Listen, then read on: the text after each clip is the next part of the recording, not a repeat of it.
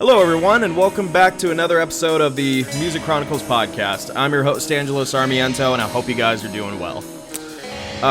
First off, just right off the bat, I wanted to say thank you to everybody for the great response on the Ginger podcast that I released a couple weeks ago. I mean, a lot of people seem to really like that one, and I kind of figured it would be a little bit more popular than some of my other ones, just like given what's going on, but I was not expecting it to get that many views, and I had so many people, new people, like, comment on the podcast, like quoting their favorite Ginger songs, and, a lot of people kind of getting on to be saying that, like, oh, come on, 5 songs isn't enough, which, you know what, fair enough, but I'm definitely not as well-versed in Ginger's, like, back catalog as I am for some other bands, but still, they're a fantastic band, and I wanted to highlight them a couple weeks ago. So thank you again for, the great response to that.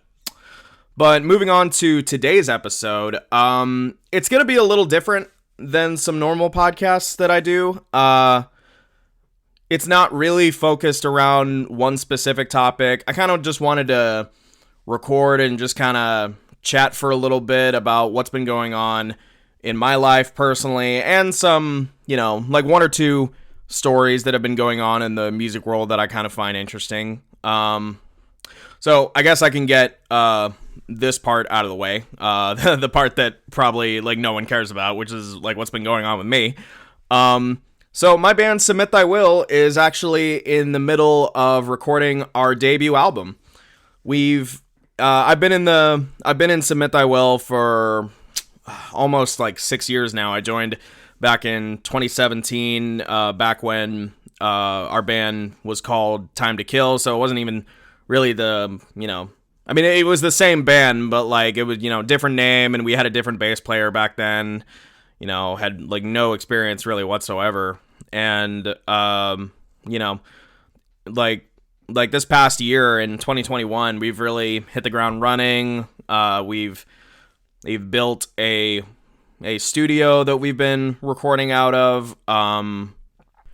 So far, we've recorded mostly just the instrumentals for all the songs. I mean, there's still bass and guitar tracks that need to be laid down for the last song that we have. And then after that, it's down to our singer Shane to record vocals, and then from there, it's like mixing and mastering, and we'll have an album done. It's been a really incredible, experience, because Submit Thy Will is the first band that I've ever been in, and, like for the longest time, it seemed like getting anything recorded was just like so far away, and, we've already recorded and released 2 songs on all streaming services. Those will be the first 2 singles from our album, but, yeah, I mean, now we're finally here, and we're finally getting our album done, and it's just been really incredible, honestly. I mean, in 2021, we really got to experience what playing live was for the first time, just hitting the, Houston metal scene, the local Houston metal scene, and it's just been really great, It's just been really great finally get to experience these things that I've always dreamed of as a kid. I mean, even though it's only at kind of the small local level that we're at now, it's still, this is something that I just love to do, and I'm going to continue doing for the rest of my life, which is just really incredible, like, I don't know, like anybody out there, who's a musician, can definitely, will definitely know what I'm talking about, and, who's been in a band writing original music, they'll definitely get what I'm talking about.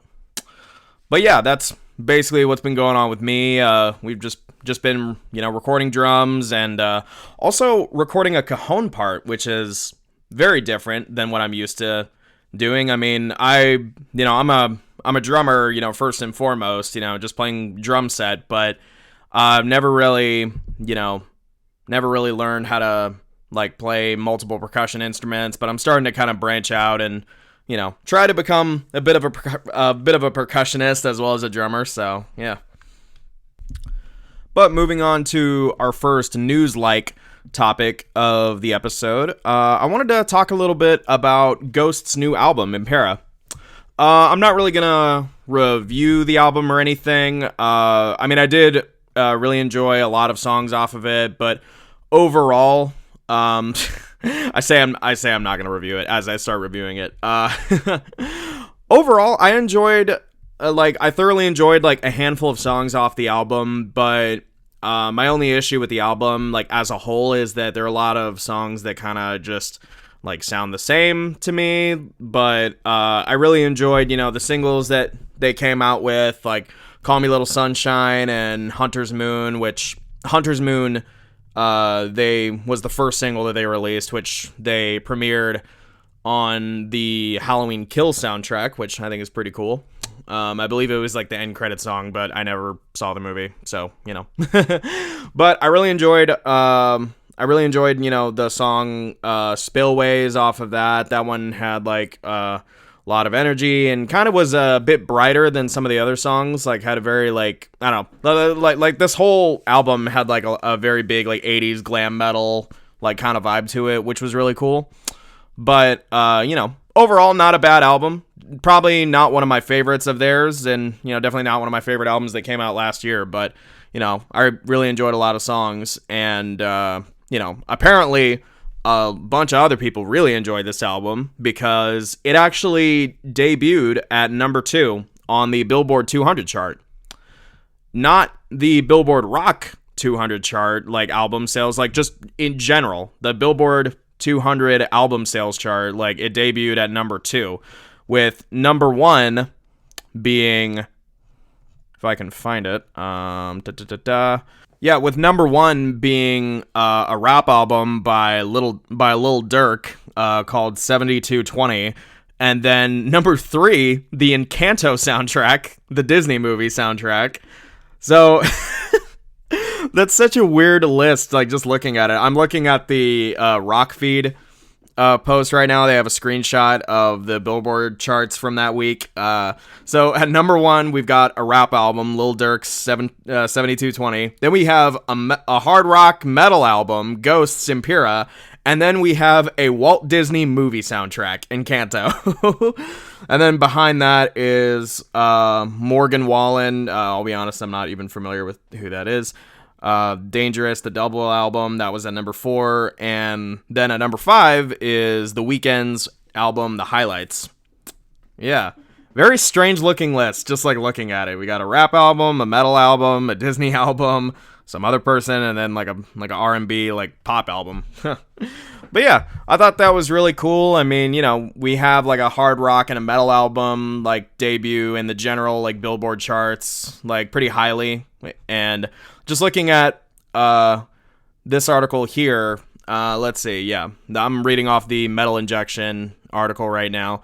Billboard pointed out that Impera is the highest charting rock album in 8 months since John Mayer's Sob Rock album, and the highest charting hard rock album in over a year. And the last one that charted this high was AC/DC's Power Up. Really? AC/DC? AC/DC charted this high. Huh. Interesting. That's so weird. I'll be honest, I wasn't even aware that AC/DC was still like releasing new music, but that's crazy to me. Yeah. Highest charting rock album in 8 months since Sob Rock. Sob Rock, I really enjoyed that album. It's definitely it's definitely a lot softer than Ghosts Impera. Like it's very much like a 80s kind of soft rock kind of vibe, but I really enjoyed that album. And I talked about it briefly in my Spotify podcast that I released like a month ago that at some point I would like to review. At some point I would like to do an album review of Sob Rock. Hell, that might even be the next episode. I really enjoyed that album. But yeah, Ghosts Impera charted at number 2, and man, that's really cool that that there are still rock bands and metal bands that can still chart really highly. I mean, they did a hell of a job like marketing this album and hyping it up. I mean, with their first single like going on the Halloween Kills soundtrack and like the record release party that they did a few weeks ago. I made a little post about that. Like in preparation for the album coming out, like the day before, they did this really cool live video on YouTube as like a record release party for their album, where they filmed in what looked like this really old like cathedral. They filmed them playing live like 3 or 4 songs off their new album. They played the opening track, Kaiserian. They played Call Me Little Sunshine. They played Hunter's Moon. They played Spillways, which, I really enjoyed Spillways. Spillways is a very good song. And they did it in this really cool way. Like, it was just, they filmed it with these like really old cameras from these really old cameras that kind of made the performance look like it was out of the 80s, and it just had this really cool vibe and really cool look to it. And then they did like a little after party thing where they played a cover of Enter Sandman by Metallica, and then they played a song off their last album, Dance Macabre, which was on Prequel, and that was on their 4th album. Ghost are a really cool band, and it's cool to see that they're getting, a lot of like mainstream success. I mean, hell, they're a Grammy Award winning band. I mean, shouldn't really be a surprise to anybody at this point. But yeah, that's basically what's been going on. That's what's been going on. This is all that's going on in the metal world. Nothing else is going on. No, but I thought that was pretty interesting that, a metal album charted like that highly. So I think that was really cool. But moving on from that, I also wanted to talk a little bit about the Rock and Roll Hall of Fame to close out this episode of the podcast. It's gonna be a pretty short episode, but I kind of felt like just doing something smaller and something a bit more casual. So the Rock and Roll Hall of Fame recently released their list of nominees that are to be voted into the Rock and Roll Hall of Fame as like inductees. So all these artists are not officially inducted as of right now, but these are, just to clarify, these are their list of nominees of people who could be inducted this year. So starting off with the list, we've got Beck, Pat Benatar, Kate Bush, Devo, Duran Duran, Eminem, of all people. Freaking Eminem is... That's so strange to me. Eminem is nominated to be in the Rock and Roll Hall of Fame. I mean, I guess that's not that strange. I mean, I don't know like how many people actually follow the Rock and Roll Hall of Fame. I do a little bit, like whenever it's like an artist that I really like gets in. But they film the whole thing and they release it on HBO whenever it's all said and done in this huge ceremony, and every artist gets the opportunity to like play some of their songs on there and, talk, about like their journey there or whatever. I mean, like in 2013, Heart and Rush got inducted into the Rock and Roll Hall of Fame, which I love those two bands, especially Rush. And 2014, Nirvana got in, so that was really cool. But yeah, Eminem. But I mean, to be fair, this isn't the first time that a rapper has been inducted into the Rock and Roll Hall of Fame. I mean, the group Public Enemy got inducted either back in 2013 or 2014, I want to say. Tupac's in the Rock and Roll Hall of Fame. Notorious B.I.G.'s in the Rock and Roll Hall of Fame. Jay-Z got in the Rock and Roll Hall of Fame this last year. So, I mean, it's definitely not the first time that, like, a rapper has made it in there. But I don't know. I always think that's kind of interesting whenever they decide to, throw out a name in there that's kind of not even remotely, like, rock or metal or blues or anything like that. But whatever. So, moving on. To the rest of the nominees, we've got Eurythmics, Judas Priest. Judas Priest definitely need to be in there. I mean, I think that's long overdue, personally. Fela Kuti, I'm not really familiar with who that is. MC5, New York Dolls, Dolly Parton, which we'll get back to here in a sec. She's kind of the main reason I wanted to talk about this. Rage Against the Machine. Definitely need to be in there. That's a great band. Lionel Richie, Carly Simon, and, another group of rappers, A Tribe Called Quest, and Dionne Warwick.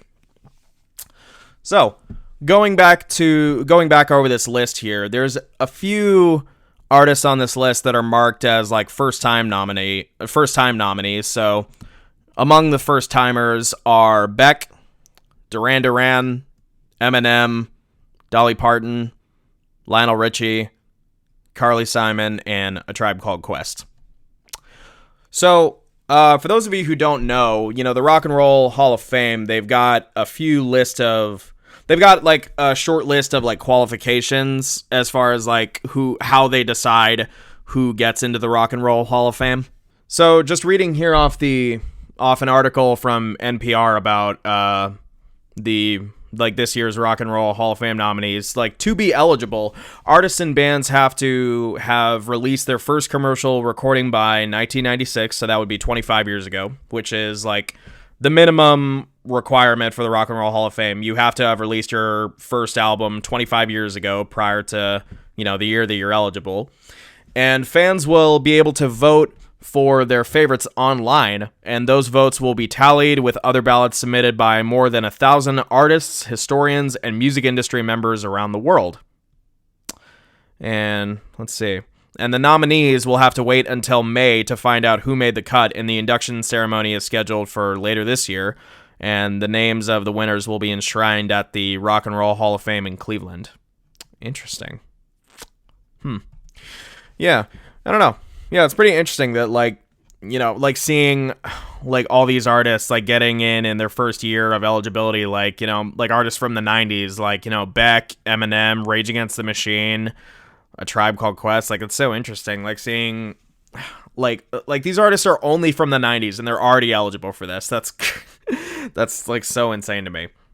But aside from that fact, the main reason that I wanted to talk about this was Dolly Parton. So, Dolly Parton, actually, in a surprise turn of events, a big twist, she actually rejected her Rock and Roll Hall of Fame nomination.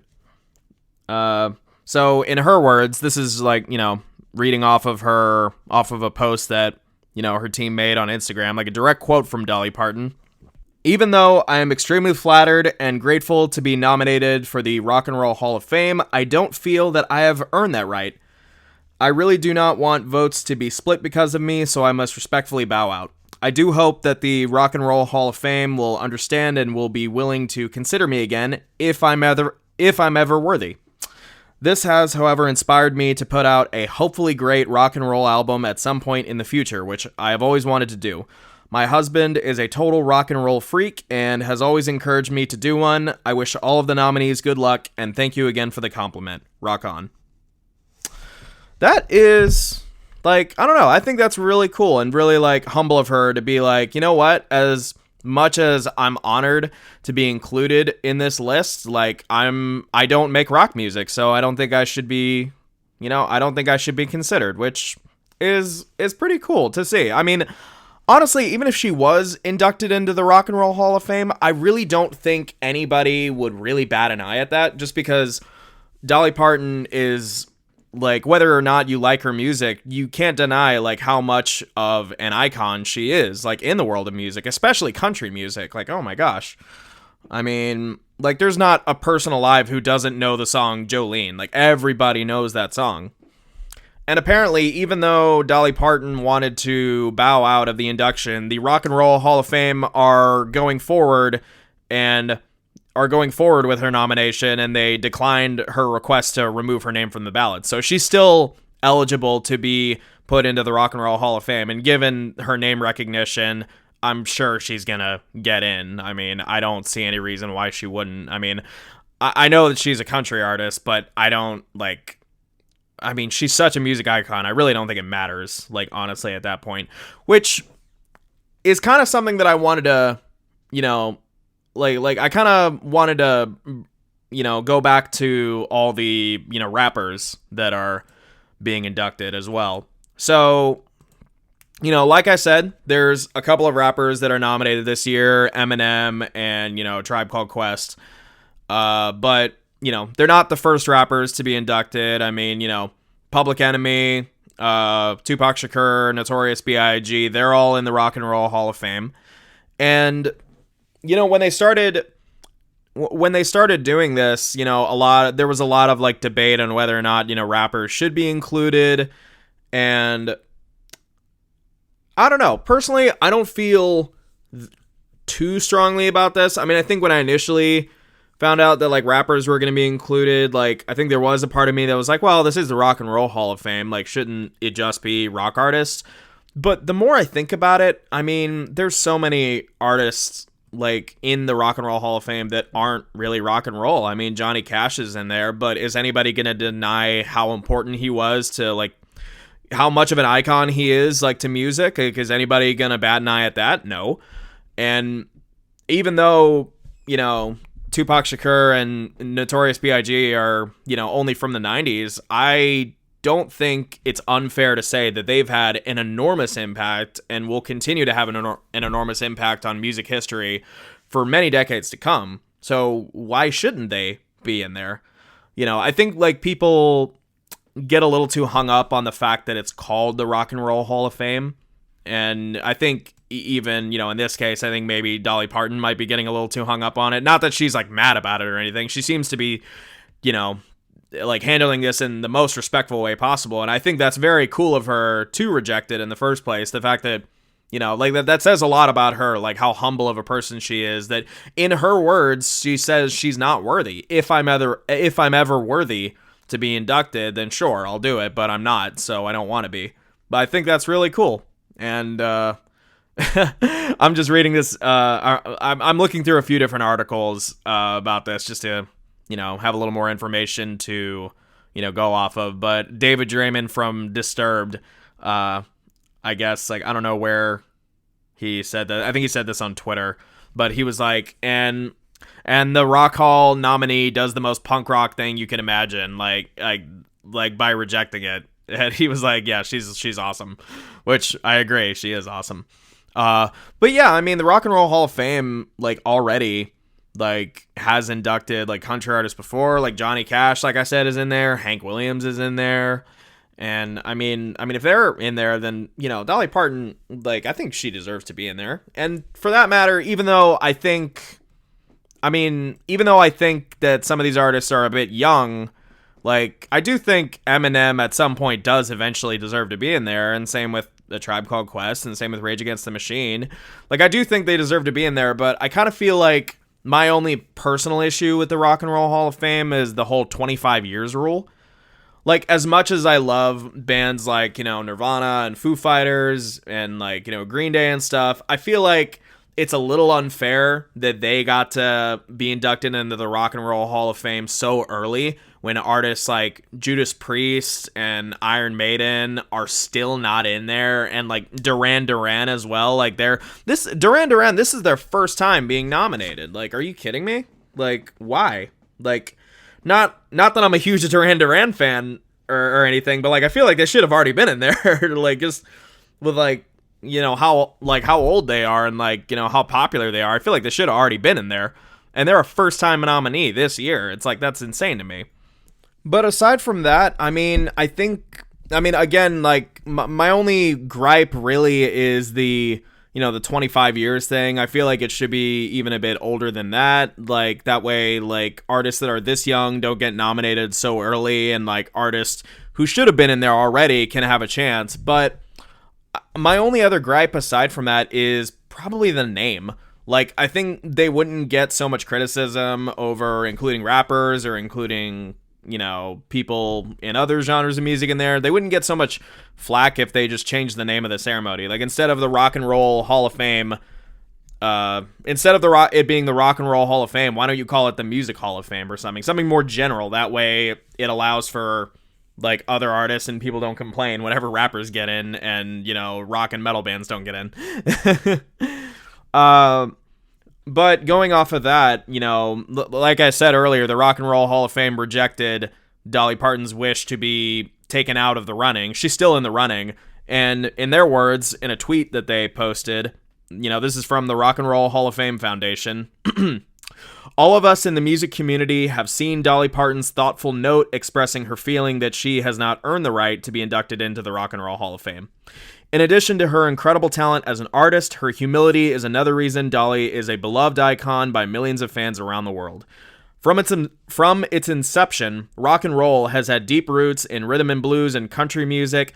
It is not defined by any one genre, rather a sound that moves youth culture. Dolly Parton's music impacted a generation of young fans and influenced countless artists that followed. Her nomination to be considered for induction into the Rock and Roll Hall of Fame followed the same process as all other artists who have been considered, and Dolly's nomination, along with the other 16 for the class of 2022, was sent out earlier this month to our 1,200 general ballot voters, the majority of whom are artists themselves, for consideration for induction at our ceremony. We are in awe of Dolly's brilliant talent and pioneering spirit and are proud to have nominated her for induction into the Rock and Roll Hall of Fame. Which, you know what? Fair enough. I definitely agree that Dolly Parton does deserve to be in there, although, again, I do think maybe they should update their rules a bit and be a bit more clear with what kind of artists they want in there, honestly. I definitely think that they should probably change the name of the Rock and Roll Hall of Fame ceremony to the Music Hall of Fame or something like that. I don't know. Just to make it even more clear that while yes, rock and roll does have a strong place here, it's we want to include any artist who has had a great impact on music and music history. And I feel like maybe they should update the years a bit. Maybe instead of 25 years, it should be 30, 35 years. I don't know. But I don't know. Just including all these artists from the 90s, it just seems almost too soon. I don't even care that they're rappers or anything. Honestly, as much as I love other artists, from the 90s, like Green Day or Nirvana or Foo Fighters, I feel like they got in a little too soon. Even though I do think they all deserve to be in there eventually, I feel artists I feel like artists like Dolly Parton, like Iron Maiden, like Judas Priest, countless others, I feel like countless other artists like that should have definitely gotten in first before these artists from the 90s, regardless of what genre it is. But with that being said, that's really, the last topic that I have for the podcast. And I guess just to kind of close things off, I would like to ask anybody who's listening, what do you think about, the Rock and Roll Hall of Fame? Do you think Dolly should be nominated? Do you think she shouldn't be? And who do you think should be put into the Rock and Roll Hall of Fame? Let me know in the comments below. And while you're at it, let me know what you thought of this episode and how I could improve the podcast. I'm still fairly new at this, and I want to figure out ways in which I can improve and see if people are enjoying it. So just leave a comment below and let me know what you thought. And if you want any information regarding future episodes of the podcast, make sure to follow me on Instagram at Music Chronicles Podcast. And if you're curious about my band Submit Thy Will's newest album that I mentioned at the beginning of the episode, you can follow my band Submit Thy Will on Instagram and Facebook at Submit Thy Will. And you can even subscribe to our newsletter on our website at www.submitthywill.com for any future updates on our album release and when we're playing shows. If any of you live in the Houston area, we'd love to come and see you out at one of our shows. And with that being said, signing off. Goodbye, everybody.